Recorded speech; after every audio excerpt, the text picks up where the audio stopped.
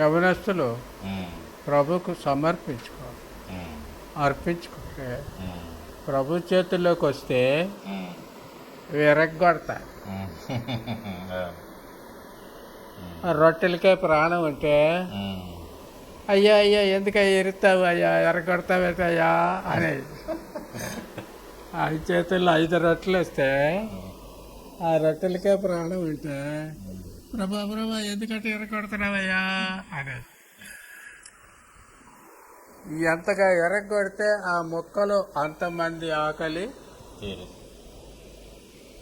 దానికి మొదటి స్టెప్ ప్రభు చేతులకు సమర్పించుకోవాలా. రెండో స్టెప్ ఆయన ఎరగొట్టినప్పుడు ఓర్చుకోవాలా.